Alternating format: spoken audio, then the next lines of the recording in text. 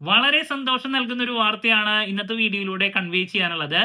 നമുക്കറിയുന്നതാണ് 2022 ശേഷം distance education കേരളത്തിലുള്ള എല്ലാ സ്റ്റേറ്റ് യൂണിവേഴ്സിറ്റീസും ക്ലോസ് ചെയ്ത് കേരള സർക്കാർ ഡിസ്റ്റൻസ് എഡ്യൂക്കേഷന് വേണ്ടിയിട്ട് ഓപ്പൺ ചെയ്ത പുതിയ യൂണിവേഴ്സിറ്റിയാണ് ശ്രീനാരായണ ഓപ്പൺ യൂണിവേഴ്സിറ്റി. സോ അതുകൊണ്ട് തന്നെ ഒരുപാട് കുട്ടികൾ ഡിസ്റ്റൻസ് ആയിട്ട് പഠിച്ചിട്ടുണ്ടായിരുന്ന കാലിക്കറ്റ് യൂണിവേഴ്സിറ്റിയിലൂടെ ആഫ്റ്റർ 2022 കുട്ടികൾക്ക് പഠിക്കാൻ സാധിച്ചിട്ടുണ്ടായിരുന്നില്ല.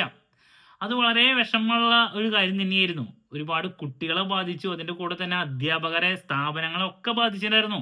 സോ അതിനൊരു മാറ്റം സംഭവിച്ചിരിക്കുകയാണ്. ഓൺലൈൻ എഡ്യൂക്കേഷനിലൂടെ കാലിക്കറ്റ് യൂണിവേഴ്സിറ്റി കഴിഞ്ഞ വർഷം BA MA കോഴ്സസ് ആരംഭിച്ചിട്ടുണ്ടായിരുന്നു.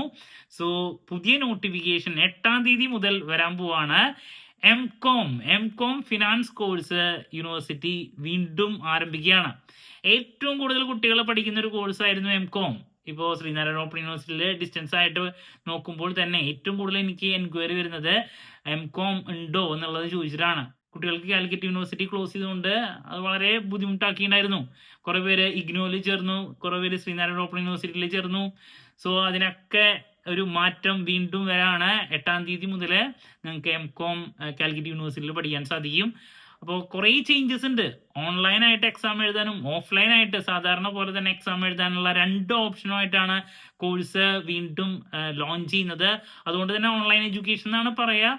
പക്ഷേ നമുക്ക് ഓഫ്ലൈനായിട്ടും ഓൺലൈനായിട്ടും എക്സാം എഴുതാൻ പറ്റും. 8-ാം തീയതി അതിൻ്റെ നോട്ടിഫിക്കേഷൻ വരുമ്പോൾ നമ്മുടെ ചാനലിലൂടെ അതിൻ്റെ ഫുൾ അപ്ഡേറ്റ്സ് വരുന്നതായിരിക്കും. ഇതിന് ശേഷം BComഉം ഡിസ്റ്റൻസ് ആയിട്ട് വരുമെന്ന് നമുക്ക് പ്രതീക്ഷിക്കാം. സോ അതിൻ്റെ നോട്ടിഫിക്കേഷൻ വരുമ്പോൾ അതിൻ്റെ എൻറ്റയർ ഡീറ്റെയിൽസ് ആയിട്ട് നമ്മൾ വരുന്നതായിരിക്കും. നമ്മൾ ഓൺലൈനായിട്ട് അഡ്മിഷനും കോച്ചിങ്ങും ഒക്കെ പ്രൊവൈഡ് ചെയ്യുന്ന സ്ഥാപനമാണ്. നിങ്ങൾക്ക് വേണ്ടിയിട്ടുള്ള എൻറ്റയർ സപ്പോർട്ട് അവൈലബിൾ ആയിരിക്കും കേട്ടോ. മറ്റൊരു വീഡിയോയുമായി വീണ്ടും കാണാമെന്നുള്ള പ്രതീക്ഷയോടെ നിർത്തുന്നു. This is Kiran CS signing off. Have a nice day. Thank U.